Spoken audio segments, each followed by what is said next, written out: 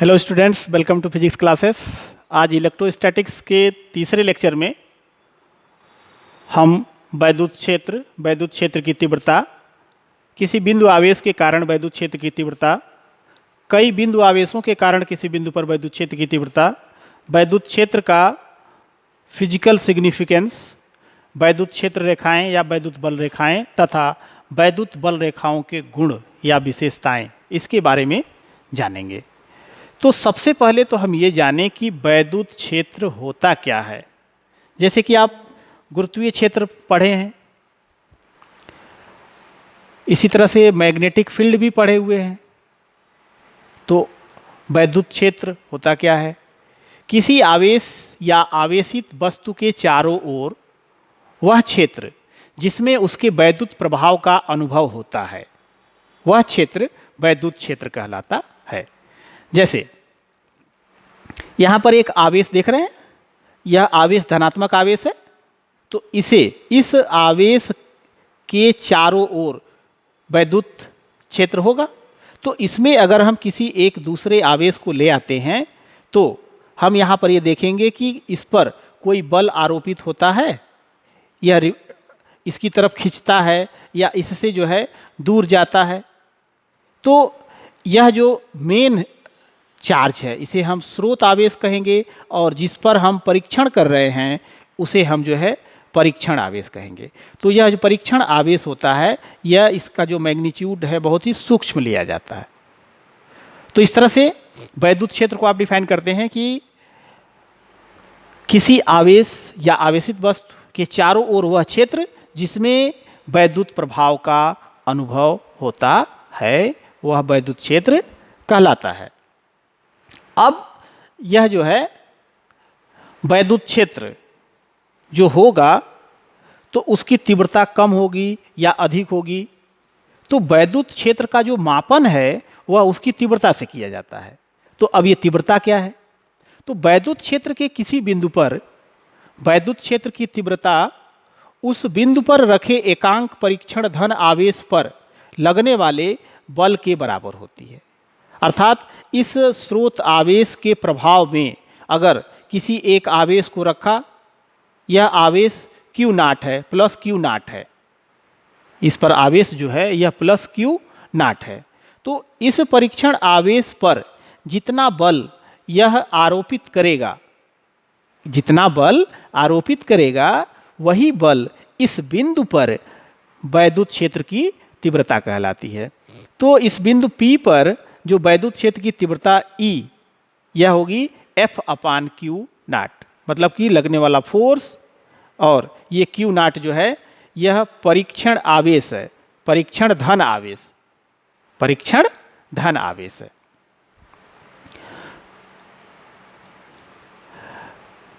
इस वैद्युत क्षेत्र की तीव्रता का मात्रक न्यूटन पर कूलाम या वोल्ट पर मीटर होता है। इसका विमीय सूत्र mL/T-3A-1 होता है। वैद्युत क्षेत्र में रखे किसी आवेश पर जो बल है वह QE होगा, क्योंकि E बराबर F/Q नाट था, तो F = QE हो गया। धन आवेश पर वैद्युत क्षेत्र की दिशा में होगा तथा ऋण आवेश पर वैद्युत क्षेत्र के विपरीत दिशा में होगा। अर्थात अगर किसी धनात्मक आवेश को वैद्युत क्षेत्र में रखते हैं तो उस पर जो लगने वाला बल होगा, अगर वह धनात्मक आवेश है तो वैद्युत क्षेत्र की दिशा में ही लगेगा, लेकिन अगर ऋणात्मक आवेश है तो वैद्युत क्षेत्र के विपरीत दिशा में लगेगा, यानी जिस दिशा में E है उसके विपरीत दिशा में होगा। यदि वैद्युत क्षेत्र के सभी बिंदुओं पर तीव्रता का परिमाण बराबर हो, मैग्नीट्यूड अगर सेम है और दिशा भी समान है, तो क्षेत्र एक समान वैद्युत क्षेत्र होगा, यानी यूनिफॉर्म इलेक्ट्रिक फील्ड होगा। और अगर ऐसा नहीं है तो असमान वैद्युत क्षेत्र होगा, means non uniform electric field होगा। किसी बिंदु आवेश के कारण किसी बिंदु पर वैद्युत क्षेत्र की तीव्रता क्या होगी? तो मान लेते हैं कि एक आवेश है प्लस Q, और इससे R दूरी पर एक पॉइंट P है जहां पर एक परीक्षण आवेश Q नाट रखा गया है, और यह जो माध्यम है यह पूरा माध्यम का जो परावैद्युतांक है वह k है। तो इस पर जो लगने वाला बल है वह किधर होगा? कूलाम के नियम के अनुसार इस बिंदु P पर जो परीक्षण आवेश Q नॉट रखा गया है, इस पर जो बल होगा यह F equals to 1/4 pi epsilon not K Q not upon R square. दिशा किधर होगी? अलोंग OP, O से P की तरफ, मतलब अवे। और यहाँ पर जो K है वह माध्यम का परावैद्युतांक है। तो बिंदु P पर क्षेत्र की तीव्रता E F upon Q not होता है। तो जो फोर्स F है 1/4 pi epsilon not K Q not upon R square, उसको Q नॉट से डिवाइड कर दें तो यह Q नॉट इस Q नॉट से कैंसिल हो जाएगा। तो यहाँ पर मिलेगा हमें 1/4 pi epsilon not K Q upon R square, और दिशा हो गई अलोंग OP। अर्थात E की दिशा वही होगी धनात्मक आवेश के लिए जिस दिशा में बल F लग रहा है। तो यदि माध्यम निर्वात हो तो K की वैल्यू 1 हो जाएगी। तो इस तरह से 1/4 pi epsilon not Q upon R square along OP। और अगर यह आवेश जो प्लस Q आवेश था, यह आवेश अगर ऋणात्मक होता तो जो क्षेत्र की तीव्रता की दिशा है वह दिशा OP के बजाय PO होती, OP के बजाय PO होती, अर्थात O की तरफ होती, आवेश की ओर होता। तो इस तरह से E की वैल्यू जो है 1/4 pi epsilon not K Q upon R square unit vector R, यह सदिश फॉर्म में दिखाया जाता है। तो अब यहाँ पर ये दिखाया गया कि अगर आवेश धनात्मक है तो क्षेत्र की दिशा हो गई किधर? बाहर की ओर। अगर आवेश ऋणात्मक है तो जो क्षेत्र की दिशा होगी आवेश की ओर होगी। अच्छा, इस फार्मूले में E equals to 1/4 pi epsilon not K Q upon R square है। तो इसमें Q की वैल्यू, कैपिटल K की वैल्यू, 4 पाई एप्सिलॉन नॉट की वैल्यू कांस्टेंट है। तो R पर यह कैसे डिपेंड करेगा? E proportional 1/R square. अब यहाँ पर अगर R का मान हम 0 रखते हैं तो 0 से किसी को डिवाइड करते हैं तो इनफाइनाइट हो जाता है, यानी E टेंड्स टू इनफाइनाइट। इसी तरह से R की वैल्यू अगर इनफाइनाइट रखते हैं तो किसी भी नंबर को अगर हम इनफाइनाइट से डिवाइड करते हैं तो उसकी वैल्यू 0 होती है। तो जो ग्राफ हम E वर्सेस R पुट करेंगे तो यह ग्राफ हमें कुछ ऐसा मिलेगा कि यह इधर भी नहीं टच कर रहा होगा। देख रहे होंगे कि R की वैल्यू जब 0 है तो E बराबर इनफाइनाइट है, मतलब बहुत दूर है। R की वैल्यू जब इनफाइनाइट है, बहुत दूर अगर है, तो E की वैल्यू टेंड्स टू 0 है। टेंड्स टू 0 का मतलब कि 0 नहीं है लेकिन बहुत ही कम है, 0 के पास है। तो टेंड्स टू का मतलब होता है कि वह 0 नहीं है, 0 के पास है।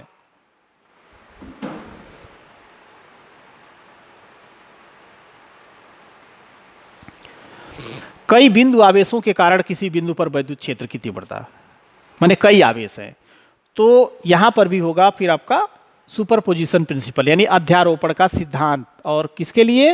विद्युत क्षेत्र की तीव्रताओं के लिए होगा। तो यदि कोई निकाय कई आवेशों से मिलकर बना हो तो इन आवेशों के कारण किसी बिंदु पर परिणामी विद्युत क्षेत्र की तीव्रता सभी आवेशों द्वारा उत्पन्न विद्युत क्षेत्रों के सदिश योग के बराबर होता है। अर्थात अगर ये देख रहे हैं चार्ज Q है, Q1 है, Q2 है, Q3 है, Q4 है, इस तरह से अलग अलग चार्ज है, तो यह क्षेत्र उत्पन्न करेगा E1 इधर, इसके लिए E2 हो गया, इसके लिए E3 हो गया, इसके लिए E4 हो गया। इसी तरह से अगर बहुत से आवेश है, सबके लिए दिशाएं अलग अलग होंगी। तो इस बिंदु P पर जो लगने वाला नेट इलेक्ट्रिक फील्ड है या जो परिणामी विद्युत क्षेत्र की तीव्रता है, यह तीव्रता कितनी होगी? सभी अलग अलग आरोपित विद्युत क्षेत्र की तीव्रताओं के सदिश योग के बराबर होगा।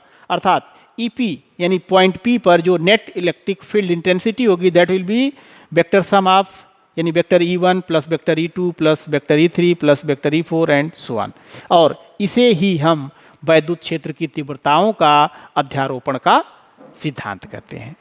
तो यह अध्यारोपण का सिद्धांत कहा जाता है।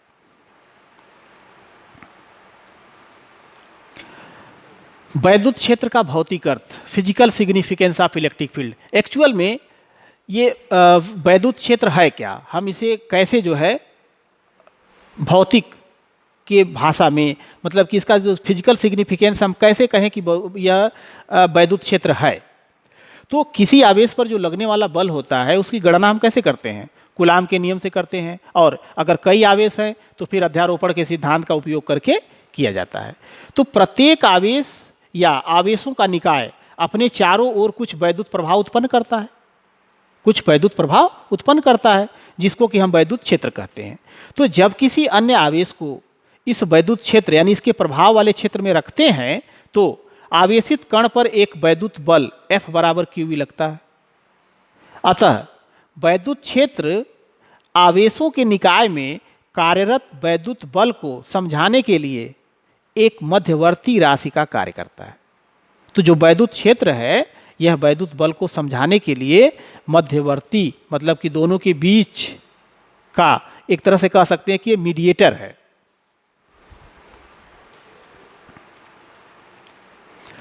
वैद्युत क्षेत्र रेखाएं या वैद्युत बल रेखाएं, इलेक्ट्रिक फील्ड लाइंस।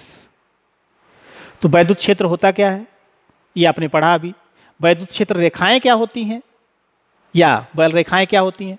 तो वैद्युत क्षेत्र में खींचा गया वह काल्पनिक वक्र जिसके किसी बिंदु पर खींची गई स्पर्श रेखा उस बिंदु पर क्षेत्र की तीव्रता की दिशा को प्रदर्शित करती है तथा उस बिंदु के परितः एकांक क्षेत्रफल से अभिलंबवत गुजरने वाले बल रेखाओं की संख्या क्षेत्र की तीव्रता के परिमाण को प्रदर्शित करती है।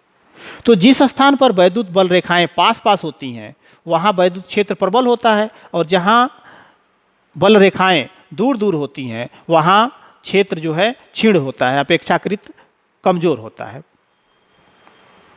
तो ये जो वैद्युत क्षेत्र रेखाएं या वैद्युत बल रेखाएं हैं, इन वैद्युत बल रेखाओं के कुछ गुण हैं। यह जो है, तो वैद्युत बल रेखाओं के गुण क्या क्या है? अगर एकल धन आवेश है तो एकल धन आवेश से उत्पन्न वैद्युत क्षेत्र में बल रेखाएं आवेश से निकलकर अनंत पर समाप्त होती हैं, जबकि एकल ऋण आवेश के लिए बल रेखाएं अनंत से प्रारंभ होकर आवेश पर समाप्त होती हैं। जैसे ये धनावेश है तो इससे जो बल रेखाएं हैं ये बाहर की तरफ निकल रही हैं, माने ये अनंत की तरफ जा रही हैं, यानी Q इज ग्रेटर देन 0 के लिए है। यह ऋणात्मक है, ऋणात्मक है तो अनंत से आकर के और यहां पर समाप्त हो रही हैं। तो धन आवेश के लिए अवे और ऋण आवेश के लिए टुवर्ड्स होता है। दूसरा, धन तथा ऋण आवेश के संयुक्त वैद्युत क्षेत्र में वैद्युत बल रेखाएं धन आवेश से प्रारंभ होकर ऋण आवेश पर समाप्त होती हैं। यानी अगर धनात्मक आवेश और ऋणात्मक आवेश का कॉम्बिनेशन है यानी सिस्टम है तो धन आवेश से वैद्युत बल रेखाएं निकल करके और ऋण आवेश पर समाप्त होती हैं। ये आप देख रहे होंगे। इसी तरह किसी धन आवेश से निकलने वाली अथवा ऋण आवेश पर समाप्त होने वाली बल रेखाओं की संख्या आवेश के परिमाण के समानुपाती होती हैं। अर्थात हम ये बताना चाह रहे हैं यहाँ पर कि यहाँ से धन आवेश सपोज कर लीजिए 4Q है और ये -2Q है, तो यहाँ से बल रेखाएं जो है अधिक निकलेंगी, लेकिन सभी की सभी बल रेखाएं आकर के यहाँ पर समाप्त नहीं होंगी। इसका जो अमाउंट है, इसके जो आवेश की मात्रा है, इस आवेश की मात्रा के हिसाब से ही यहाँ से वैद्युत बल रेखाएं निकल करके इस पर समाप्त होंगी। तो वही कहा गया है कि किसी धन आवेश से निकलने वाली अथवा ऋण आवेश पर समाप्त होने वाली बल रेखाओं की संख्या आवेश के परिमाण के समानुपाती होती है। इसी तरह से इसकी चौथी प्रॉपर्टी है कि दो बल रेखाएं एक दूसरे को काट नहीं सकती। दो बल रेखाएं एक दूसरे को काट नहीं सकती, क्योंकि ऐसा होने पर कटान बिंदु पर दो स्पर्श रेखाएं होंगी जो दो वैद्युत क्षेत्र की दिशा को प्रदर्शित करेंगी, जो कि असंभव है। अर्थात एक आवेश के कारण वन चार्ज वन फील्ड का कॉन्सेप्ट है। वन चार्ज वन फील्ड यानी एक चार्ज है तो एक पॉइंट पर एक ही दिशा में वैद्युत क्षेत्र की दिशा को प्रदर्शित करेगा। तो अगर कटान बिंदु अगर दो बल रेखाएं हो गई, तो जब दो बल रेखाएं होंगी तो जब कटान बिंदु पर दो स्पर्श रेखाएं खींची जाएंगी, जो कि यह बताएंगी कि यहाँ पर वैद्युत क्षेत्र की दिशा जो है दो है, लेकिन दिशा दो नहीं है, यानी संभव ही नहीं है। तो इस तरह से दो बल रेखाएं एक दूसरे को काट नहीं सकती। पांचवी प्रॉपर्टी है, स्थिर वैद्युत क्षेत्र में बल रेखाएं बंद वक्र नहीं बनाती हैं। इस पॉइंट को नोट करिएगा, स्थिर वैद्युत क्षेत्र में बल रेखाएं बंद वक्र नहीं बनाती हैं, क्लोज कर्व नहीं बनाती हैं। बल रेखाएं लचकदार डोरी की तरह लंबाई के अनुदिश सिकुड़ने तथा लंबाई के लंबवत दूर हटने का प्रयत्न करती हैं। अतः समान आवेशों के बीच प्रतिकर्षण और असमान आवेशों के बीच आकर्षण होता है। इस तरह से सातवीं प्रॉपर्टी है, एक समान वैद्युत क्षेत्र में बल रेखाएं सीधी, समांतर तथा समान दूरी पर होती हैं। यानी एक समान वैद्युत क्षेत्र अगर होगा तो जो वैद्युत बल रेखाएं हैं वह सीधी होंगी, एक दूसरे के समानांतर होंगी, तथा जो समानांतर होंगी तो दोनों के बीच की जो दो या दो से अधिक जो रेखाएं हैं उन रेखाओं में आपस में दूरी होगी, वह दूरी बराबर होगी। आवेशित चालक के भीतर कोई वैद्युत बल रेखाएं नहीं होती और सतह के प्रत्येक भाग पर रेखाएं सदैव लंबवत होती हैं। यानी यहाँ पर बताया गया है कि आवेशित चालक के भीतर, यानी कोई चालक है, चालक, तो चालक के भीतर जो है वैद्युत बल रेखाएं नहीं होती हैं। सतह के प्रत्येक भाग पर जो वैद्युत बल रेखाएं होती हैं वह उस सतह के लंबवत होती हैं, वह जो है सतह के लंबवत होती हैं।